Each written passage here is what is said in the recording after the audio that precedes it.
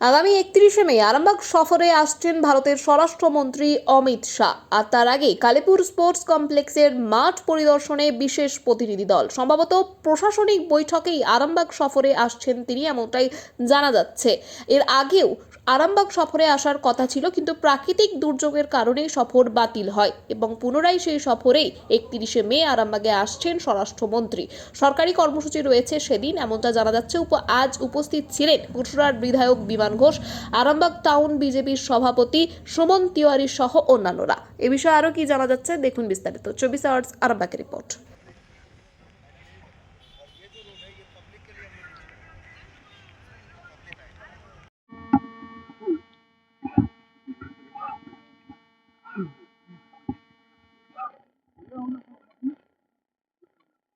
हाँ 20 मीटर लिख दीजिए। हाँ 20 मतलब वृक्षारोपण तो एकदम बगल में ही है। हाँ हाँ 20 मीटर ठीक है, बगल ही में 40 फुट का दूरी है। हाँ वो तो 20 मीटर ठीक है, वो 20 मीटर मैक्सिमम नहीं आता।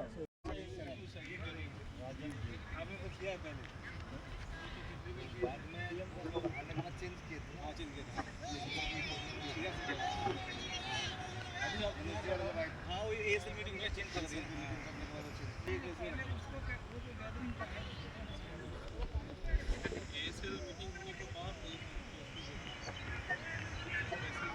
দেখুন, আগামী 31শে মে আমাদের দেশের স্বরাষ্ট্রমন্ত্রী মাননীয় অমিত শাহজি আসছেন। এখানে প্রশাসনিক একটা প্রোগ্রামে সমবায় মন্ত্রী উনি আমাদের দেশের।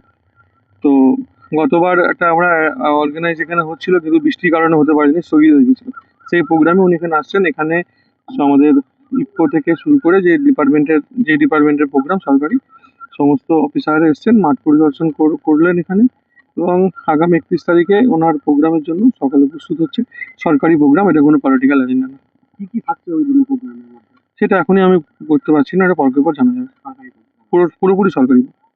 সন্তানের পরে মন বসছে না, প্রচুর পরিশ্রম করেও আপনি আশানুরূপ পারিশ্রমিক পাচ্ছেন না, যার ফলে আর্থিক সংকট আপনার জীবনে দুঃখ এবং চাপের ছায়া ফেলেছে। দিনার ভারে জর্জরিত স্বামী স্ত্রীর মধ্যে প্রতিনিয়ত ভুল বোঝাবুঝি বেড়েই চলেছে। নতুন বাড়ি কিনেছেন, কিন্তু সেই স্বপ্নের বাড়িটা যেন আরো দুর্ভোগ নিয়ে এসছে আপনার জীবনে। আপনি ভাবছেন সস্তায় পাওয়া বাড়িটা নেওয়াটাই কি সঠিক সিদ্ধান্ত ছিল? এমনই সব দ্বিধাদ্বন্দ্ব এবং জীবনের কঠিন মুহূর্তে আপনাকে সঠিক পথে পরিচালিত করবেন আন্তর্জাতিক খ্যাতিসম্পন্ন স্বর্ণপদক ও স্বর্ণ মুকুটপ্রাপ্ত ডক্টর অজয় শাস্ত্রী। তিনি শুধু আপনাকে পথই দেখাবেন না, আপনার জীবনে সত্যিকারের সুখ, শান্তি, ঐশ্বর্য, অর্থ যেন সঠিক সময় আপনার কাছে পৌঁছে দেয়, সেই দায়িত্বও নেবেন।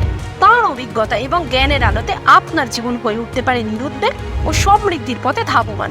তাই আর দেরি নয়, স্ক্রিনে দেওয়া নাম্বারে এখনই ফোন করে ডক্টর অজয় শাস্ত্রীর সাথে যোগাযোগ করুন।